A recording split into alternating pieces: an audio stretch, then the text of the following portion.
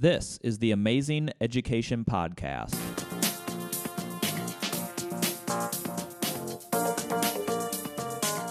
Powered by the Ames Community School District, I'm your host, Eric Smith. On today's episode, we are joined by Erin Miller, Director of Teaching and Learning for Ames Schools.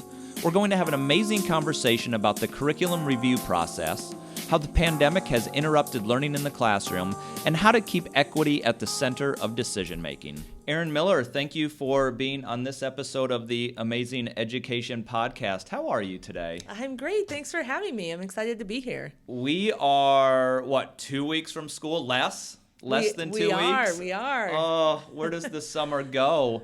Well, first I want to say congratulations. You are not new to Ames, but you are new to being the Director of Teaching and Learning for our school district. How is it feeling? I'm so excited. This is a role I've always been really interested in. I've worked in the curriculum department before, and it's just such an amazing opportunity to come back and be able to serve our teachers and our buildings in this way. Yeah, well, I mean, and I said it, but, you're a familiar face in Ames. You were the associate principal at our middle school just the last couple years, and so this is really exciting. And honestly, as I started preparing for this episode of the podcast, I kind of chuckled to myself because we haven't had the Director of Teaching and Learning on our podcast yet, and yet we are an institution of teaching and learning. So this is long overdue.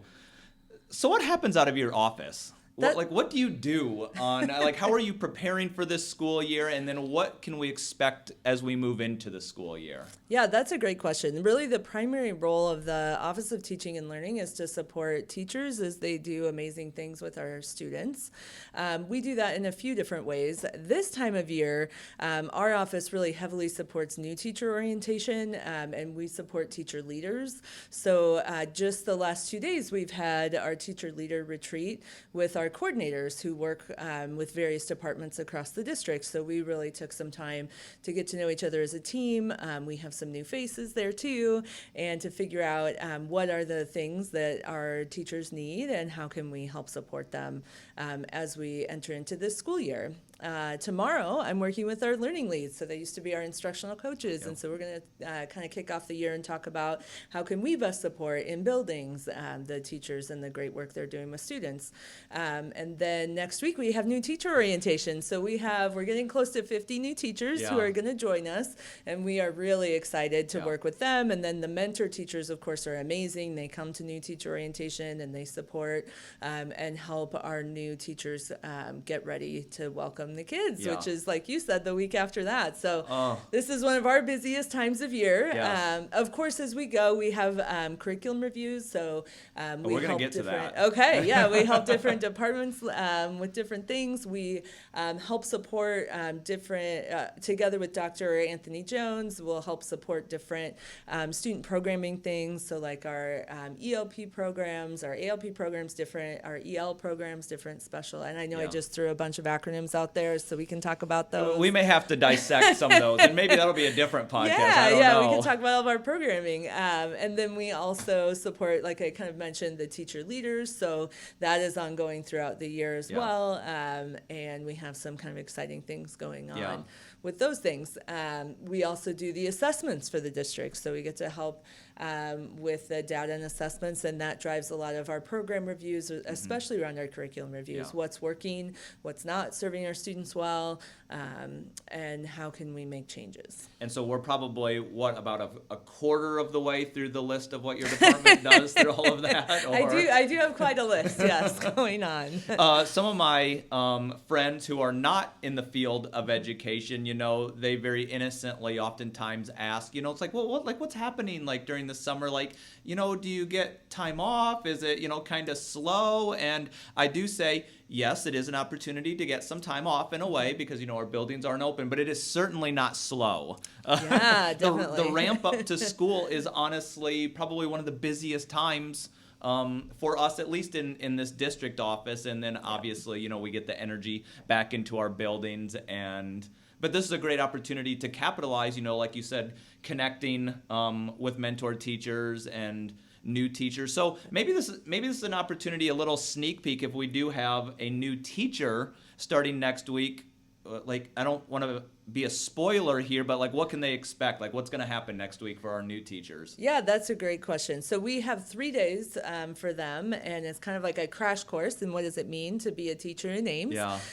Half of each day is actually spent in the buildings Oh, because good. we know what they want is Yeah. really to get ready for their kids. They have kids come in a week, and Yeah. they maybe haven't set up their classroom yet, or they have a bunch of maybe questions about, hey, what am I going to teach, or how am I going to teach it? Yeah. I will say our teachers do a great job of welcoming their new colleagues even over the summer. Like you Yeah. said, like, hey, here are some pieces that we do, or come join our team meeting that we're having. So there's lots of that work that's probably already started.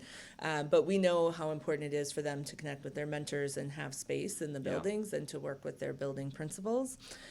In the morning, so the first day is a little bit more of like a, hey, this is who we are. Dr. Vincent will welcome them. Actually, we do a bus tour so they get to Yeah. know our community and get out in the community. That's really cool. Yeah, and I think we'll be able to do it again. Last year, obviously, our COVID protocols were a little tighter, but Yeah. we'll wear masks and have the windows open on the bus, so Yeah. we think we'll be able to do that. And then we will have, they get their computers, then they get to meet our human resources department. Oh. Probably they'll get their picture taken, will. so all those things.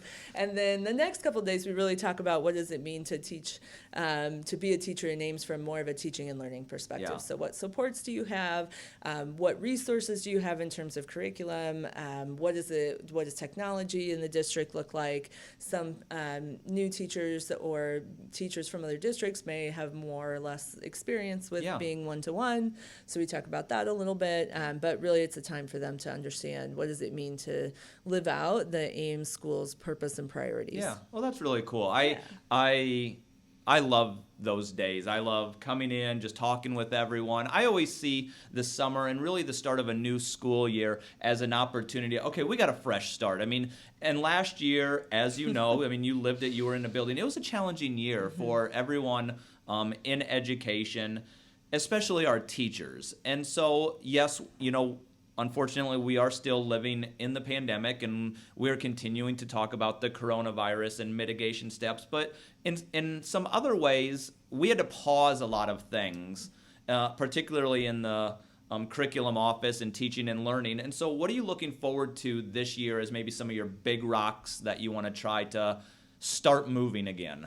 Yeah, so I was, as you said, a middle school principal, so I was lucky enough to be involved in some of the curriculum reviews that we started in the 2019-2020 school year that were paused because of COVID. And then because the teachers were so involved, and it was a lot of heavy lifting to try to teach students online exclusively, and then even heavier when we were trying to teach in the hybrid model where students were online and in the building. And so I thought that the previous director of teaching and learning did a nice job saying, you know what, we're going to take this off your plate. We're going to pause these. We needed to. Yeah, absolutely. Reviews. And so I'm in a lucky enough position where we're going to be able to pick those back up again. Okay. So the ones that I were involved with was we did a 6-12 literacy review. Maybe some folks remember we had done, it sounds like a few different K-5 reviews, including like a reading units of study adoption when I wasn't in the office. And now we're going to be able to pick up the 6-12 side of literacy review. So I'm excited about that. We had a K-12 social studies review that we had just started. And so we're going to be able to pick up that and finish that as well. And as you may know, the state adopted new standards a few years ago, and we're working on what does that mean to implement them. Yeah. The really great thing about that is they're going to be taught through an inquiry model, so students are going to get to ask questions, explore primary resources, primary text. So that means like not just a textbook of somebody else's opinion about what happened, but actually looking at what did people write in that time period or in that place about these events, and what conclusions can I draw from those. The inquiry cycle often ends with taking action. So what does this mean now that you've studied this, and what can we do with this now today? So those are really cool things, I think, with the social studies review that we're going to dig into with the team. Okay. So how long does a curriculum review last? Like what like from beginning to end, like how long is that? That's a great question. Each group is a different amount of time. Okay. So we're actually just talking about this with our teaching and learning team this week. Yeah. We kind of think about it in a few different phases. So if it's a team that has established standards, so like literacy, for example, Yep. the last time the state revised the literacy standards, they made very small tweaks to them. So Okay. that was, I think, 2015-ish. So it was a few years ago, and they were pretty small tweaks from the last time. Yeah. And so the teachers know the standards really well. And so learning the standards or refamiliarizing yourselves with that broader document doesn't take a real long time. Okay. When you have brand new social studies standards, it takes a while to figure out at each grade level, what is this saying? What's it asking of our students? Yeah. What's it asking of our teachers? And then trying to figure out the shift. If there's a big shift in instruction, which in social studies it is, really shifting to an inquiry model, then how do we make those things happen, and how do we get the teachers the support they need to do that? Yeah. We have phenomenal teachers who've already been digging into the inquiry model and who have already been using that in some places. They saw it and they were like, yes, I want to try this. And so I think it will be a thing that we are able to get a large portion of the social studies review accomplished this year.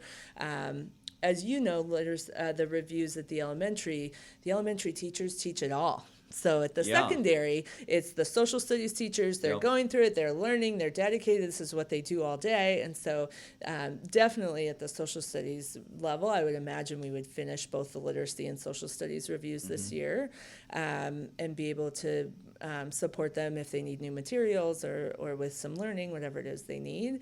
At the elementary, we try to be very intentional about not asking teachers to have to learn new sets of materials in multiple content areas in the same year. And so we kind of stagger that, and we work with the social studies content team of teachers to get their voice in. What's reasonable to implement? How should we stagger this? So sometimes reviews can take a couple of years, Yeah. I guess is the short Yeah, answer. no, I get it. And sometimes they can be done in a year. And so that's why sometimes you'll see that K-5, 6, 12 split because of what the teachers' responsibilities are in how much they have to learn and plan. So when we let's just take literacy as an Yeah. example. It's starting with the standards, which are Yes. set by the state. Yes. And then what's the end result? Is there end result general, like, is it adoption? Is that new materials? Like, what's the end result? Yeah, that's a great question. Hopefully the end result is increased student learning. That's always our thank goal. you. Yeah. Thank you.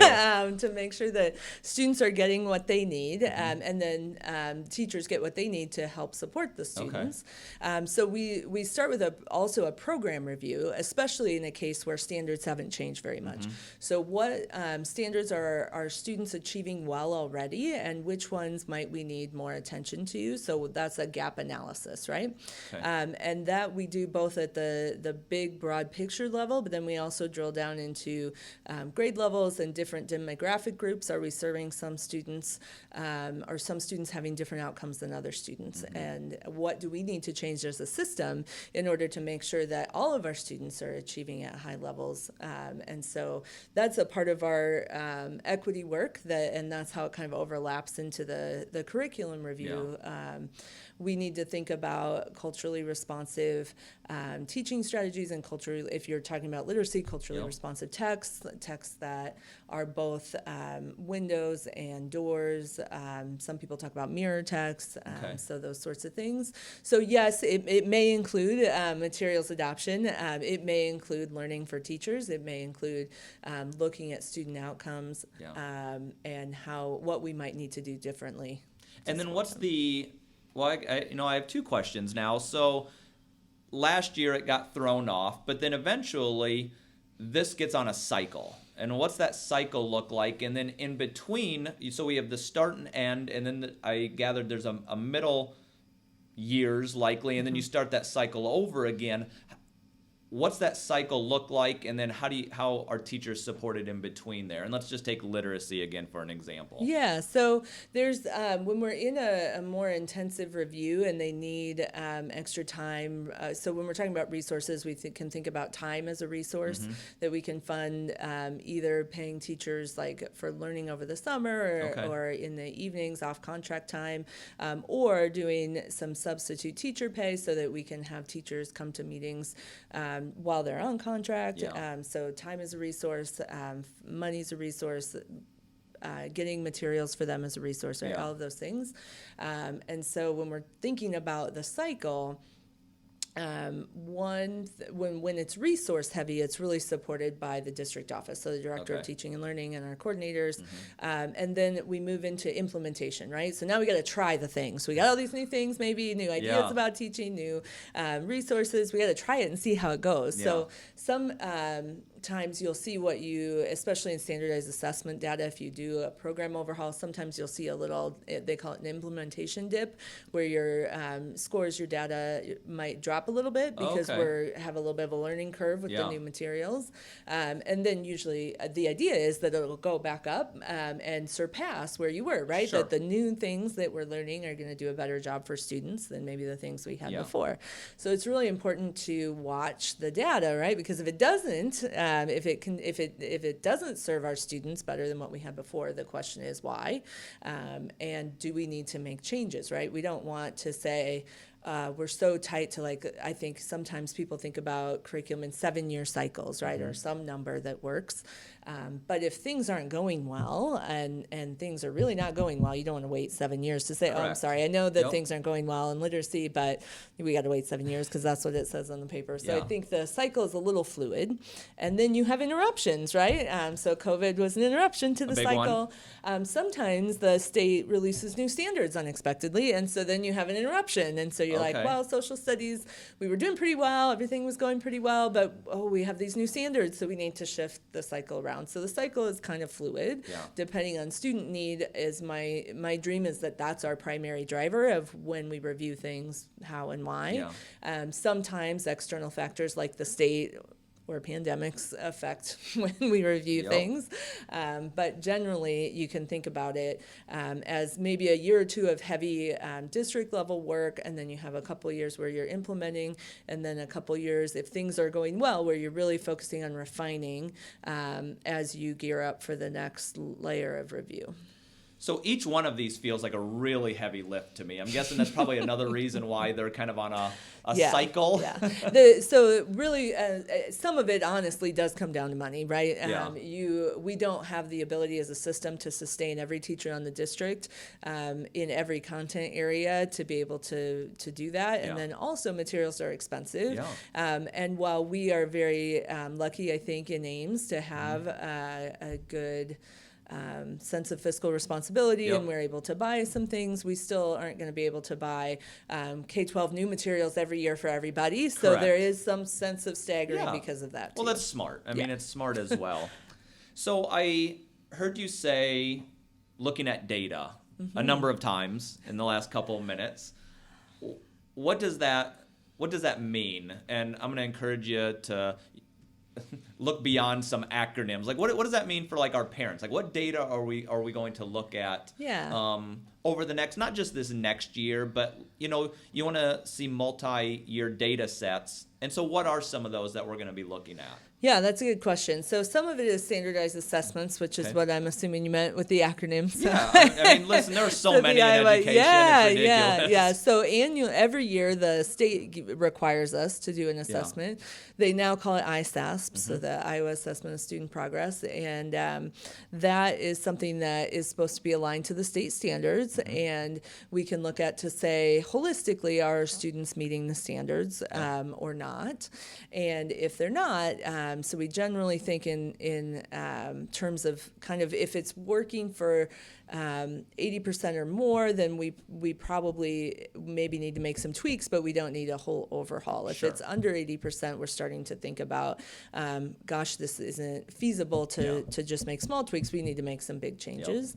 And so that's one of the data pieces we look at. We also look at students who are, like, for example, accessing, if you're at the high school, higher level courses, AP courses, and DMAC courses, those sorts of things. So if students are accessing those maybe at different rates, or they're not being successful in those courses, that's also another question to ask, right? Yeah. Why aren't they being successful? And I don't mean to paint that as a high school problem. I know I said the word high school, but all of our students, from the time they enter Northwood or whenever they join our system, all the way up, we're building each year on those skills. So we need to look back and say, what skills aren't we building well, and why, and for which students. And so we want to really dig deep into the groups, because sometimes it looks like, okay, 80% of our kids, but maybe this one specific group isn't being successful, and why? What have we not done as a system? It's not about the student. We're not serving them well. Yeah, well,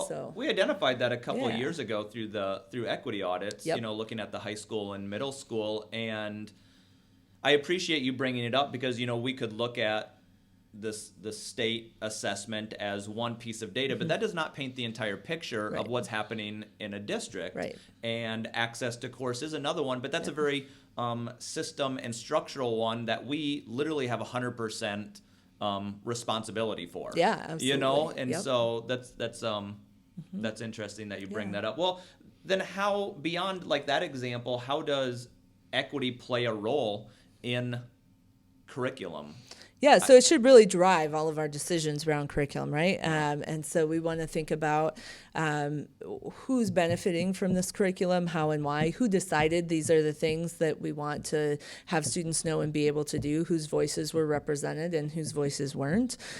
Even when you're thinking about the standards, so the standards are required by the state, but if you read the standards, they say things like, can summarize a text at the state level. It doesn't say what text. It doesn't say what the summary necessarily has to entail, although there's some, literacy experts who will tell you the good qualities of a summary.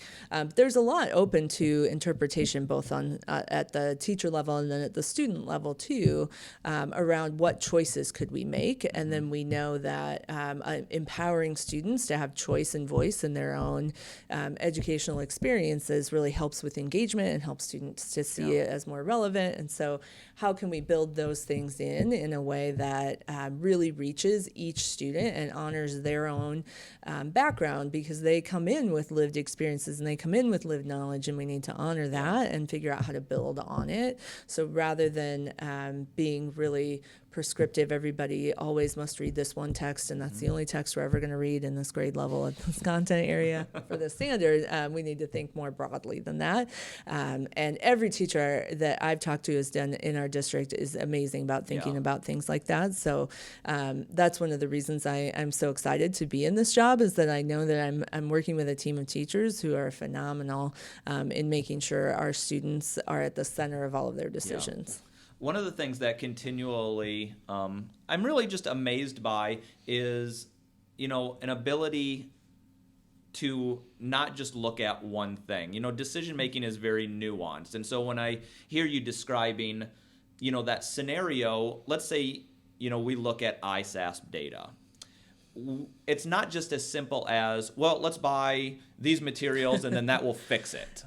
That'd be great if that worked. Do you find those? Let me know. I won't find them because it's not that simple. Yeah. It's almost, you have to take somewhat of a qualitative approach to get quantitative results. And sometimes, it's work over time. It's just, there's not simple answers to it all. No. A really great piece of curriculum review. So I think the high school has done this multiple times, but I don't know if you remember, but I used to teach English at the high school. So that's one of my backgrounds. And we were thinking about redesigning some of our courses. And this was, maybe 10 years ago now. And so we surveyed students and we said, hey, what would you like to learn about? What would you like to read about? Like, give us some titles of books that you're interested in. And so I think that having student voice, even at the curriculum review level. And then also I think one of our department goals that we talked about was doing a better job involving our community and our parents and saying, hey, what is it that within the scope of these standards, because there are some things we are required to do. But within this scope, like, what knowledge and experiences for students do you value, and how can we work together to make those things happen? How can we get engagement? Yes. How can we just get students to just love coming to school every day? Yeah. There's not an easy answer to it, but that's the work. Mm-hmm. So, and we're getting close to our time here. Okay. I know.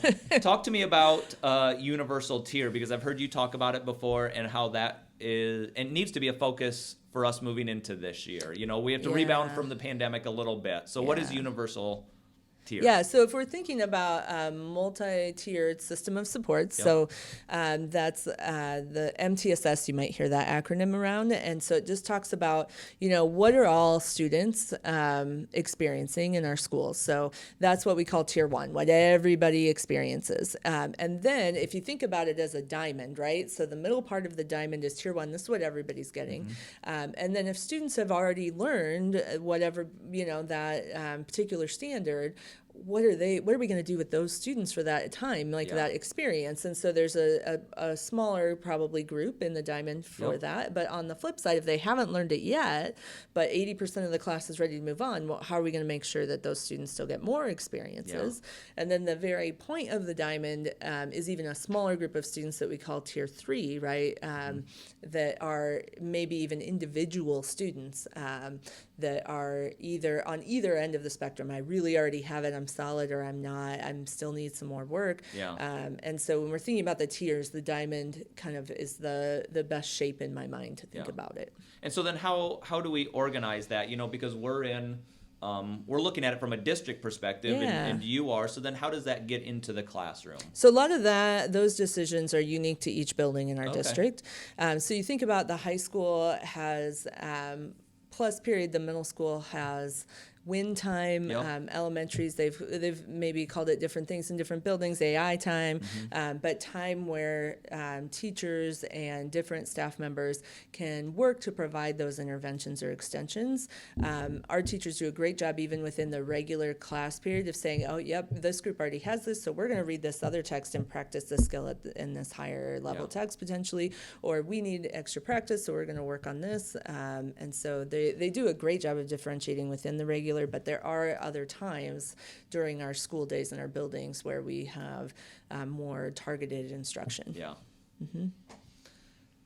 Well, Erin Miller, I want to thank you. I'm glad I was able to pull you out of maybe a meeting or two to be able to do this. I know this is an incredibly busy time for you and your team and your office in teaching and learning. And so I just wanted to thank you for coming on. We could almost take any one of these topics that we hit on today and make them bigger in a different podcast episode, and maybe we'll do that. Yeah, I'd love to come back. But I really appreciate you giving us, you know, sort of a heads up on what we're going to be able to look at over this next year when it comes to teaching and learning in our district. Absolutely. So, all right. Well, thank you again. Thanks.